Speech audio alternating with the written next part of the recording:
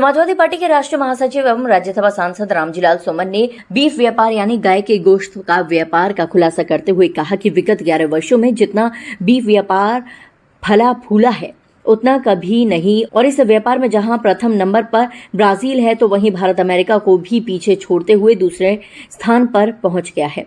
हमारे देश में 74 बूचड़ कंपनियां हैं। इनमें 9 प्रमुख बूचड़ कंपनियां ऐसी हैं जिनमें सभी बूचड़ कंपनियों के संचालक हिंदू हैं, जैसे अल कबीर कंपनी के संचालक सतीश सबरवाल, अरेबियन एक्सपोर्ट्स के मालिक सुनील कपूर, MKR एक्सपोर्ट्स के मालिक मदन एबट, अल नूर एक्सपोर्ट्स के मालिक सुनील सूद, AOB एक्सपोर्ट्स के मालिक OP Arora, standard frozen foods के मालिक कमल वर्मा, पौने प्रोडक्ट्स एक्सपर्ट्स के मालिक S Shastri Kumar, Ashwini agro experts के मालिक राजेंद्र धर्म, महाराष्ट्र फूड्स प्रोसेसिंग के मालिक सनी खट्टर, कनक ट्रेडर्स के मालिक राजेश स्वामी।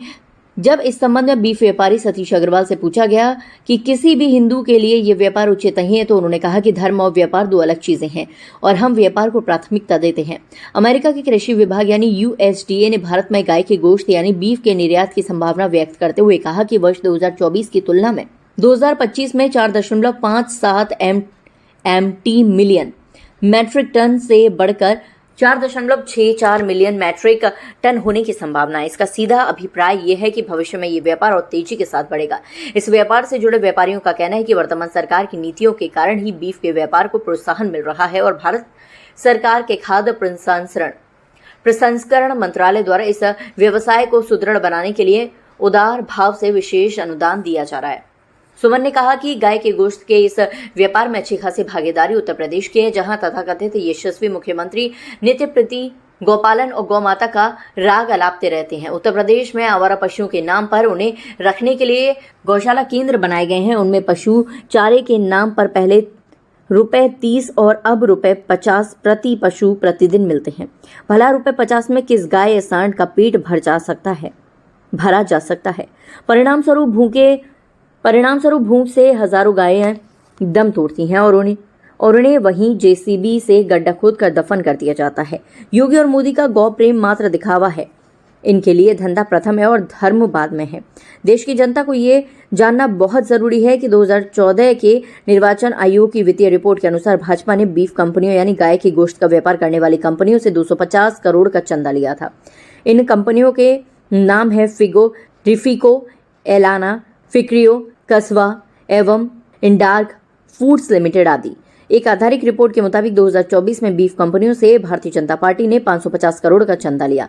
गौक्षी के नाम पर सरकार ने चौथ वसूली होती है। जगह जगह लोगों के पास लाइसेंस होने के बावजूद इनसे चौथ मांगी जाती है और ना देने पर उनकी पिटाई की जाती है। अलीगढ़ में 4 युवकों की पिटाई इसका जीता जागता उदाहरण है। गाय के नाम पर अवैध धंधों पर सरकारें न सिर्फ मूकदर्शक बनी हुई है बल्कि ऐसे तत्वों को आश्रय प्रदान कर रही हैं। भाजपा से जुड़े सहमना संगठन इस गोरखधंधे में लगे हैं। देश की जनता इन पाखंडियों के आचरण को समझे जो गाय के नाम पर वास्तविकता से दूर देश की जनता को भ्रमित करने का घिनौना काम कर रहे हैं। पिछले 11 वर्षों में बीफ निर्यात बहुत बड़े पैमाने पर हुआ है हमारे देश से, और गाय के गोश्त का ये जो व्यापार है ये इतना ज्यादा बढ़ा है कि हमने अमेरिका को भी पीछे छोड़ दिया है। बीफ के व्यापार के मामले में ब्राजील नंबर 1 है, हम नंबर 2 हैं और अमेरिका नंबर 3 है। तो ये बहुत ही महत्वपूर्ण मामला है। और सबसे बड़ी बात यह है कि हमारे देश में 74 बूचड़ खाने हैं, जिसमें सबसे बड़े बूचड़ खाने हैं 9। भले ही नाम उनके मुस्लिम हो, लेकिन सबके संचालक हिंदू हैं जिनका बहुत करीबी रिश्ता RSS और BJP से है। सरकार कुछ भी कहती रहे, लेकिन सबसे महत्वपूर्ण सवाल यह है कि इस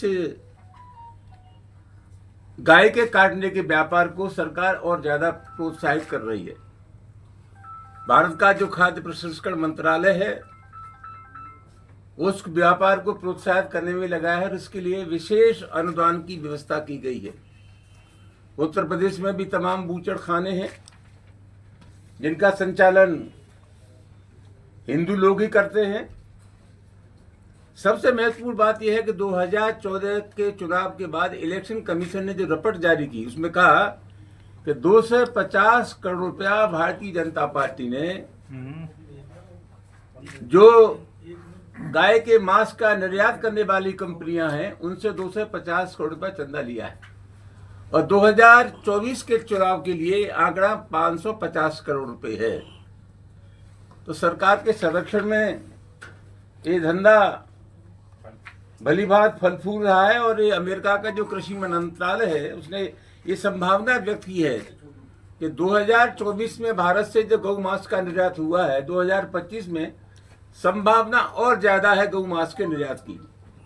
तो गाय के नाम पर ये लोग पाखंड कर रहे हैं। ये मोदी की सरकार, ये योगी की सरकार दोनों गाय के गोश्त का व्यापार बड़े पैमाने पर कर रही है। जज्बात का धार्मिक जो जज्बात का सवाल उन्होंने जोड़ दिया है वो निश्चित रूप से एक पाखंड है। एक सबरवाल है जो एक कंपनी के संचालक हैं।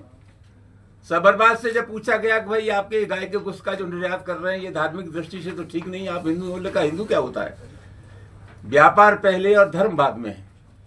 तो कुल मिलाकर ये बहुत महत्वपूर्ण मामला है।